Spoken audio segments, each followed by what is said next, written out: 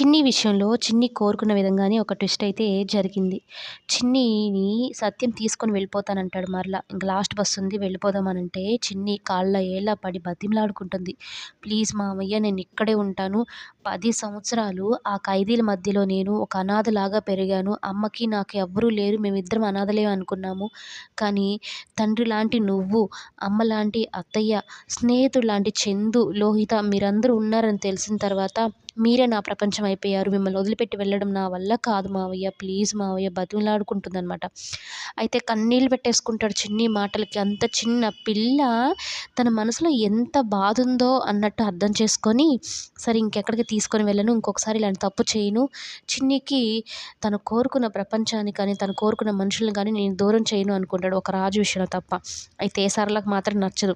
మీ మావయ్య కొరువుతో వీపు గోక్కుంటాను అంటే నేను మాత్రం ఏం చేస్తాను అంటూ నిష్టూరిపోతుందనమాట. మరొక విషయం ఏంటంటే కావేరిని వాళ్ళ అన్నయ్యతో మాట్లాడిస్తుందనమాట ఒక కానిస్టేబుల్. ఆవిడ మంచావిడ. ఇక కావేరి బాధను అర్థం చేసుకొని సత్యంకి ఫోన్ చేసి ఇస్తుంది. ఆ జైలర్ ఎక్కడైనా చుట్టుపక్కల ఉందా లేదా అని చూసుకుంటూ, గమనించుకుంటూ. అయితే కావేరి వాళ్ళ అన్నయ్యతో మాట్లాడుతుంది. "అన్నయ్య ఎలా ఉన్నారు?" అంటే, "మేము బాగున్నామమ్మా. ఆ జైలర్ నిన్ను బాగా ఇబ్బంది పెడుతుందంట కదా!" అంటే, "అదేం లేదులే అన్నయ్య" అన్నట్టు అక్కడ జరిగేటియన్ని చెప్పదనమాట వాళ్ళు బాధపడిపోతారని. ములాఖత్ కోసం ట్రై చేస్తున్నానమ్మా దొరకగానే నేను కళ్ళారా చూసి మాట్లాడాలనుంది అని చెప్పి చాలా బాధపడతాడు. ఇంకా కావేరి గూడా బాధపడుతూ ఉంటుంది.